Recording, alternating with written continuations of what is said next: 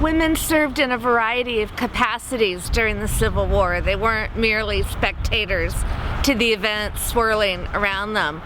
Women left their homes. They went out to the field to serve as nurses and laundresses for both the Union and the Confederate Army. Women flocked to hospitals in their cities that received wounded soldiers. Some of those women were paid, others weren't. Nursing prior to the Civil War had been a profession that women really only had in the home. Most professional nurses were men. That changed after the Civil War when nursing became a public profession, and the women who had served as nurses during the war forged that path for later women. Claire Barton, of course, is the most famous Civil War nurse. She supplied her own wagon and drove out to the field of battle to tend to wounded soldiers. She did this without any permission of the War Department, but she was so successful, and the rate of soldiers returning to duty who had been under her care was so great that the War Department later authorized her to be on the field of battle wherever she could get to. Other women went to the camps because they didn't want to be separated from their loved ones. And so women were in the camps nursing their husbands. They were doing the laundry for the soldiers.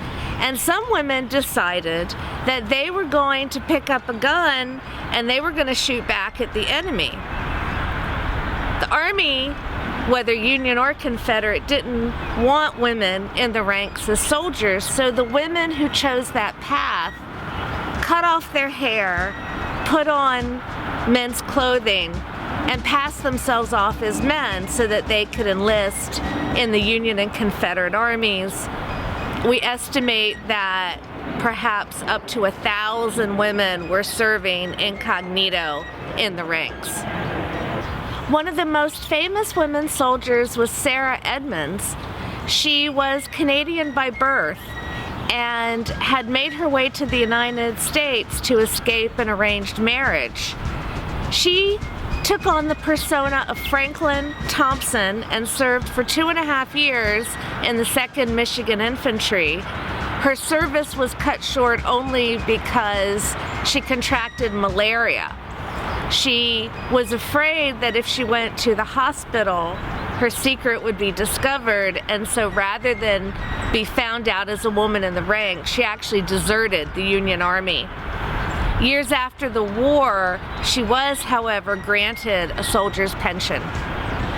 Now, not every woman who participated in the Civil War had to leave their town or their farm.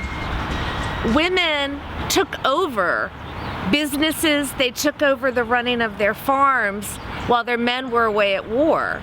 This was a huge step forward in the march for women's independence because their actions during the war in running the family business, in running the family farm, in getting the crops out of the field showed that women were capable and could do more than Victorian society had previously guessed.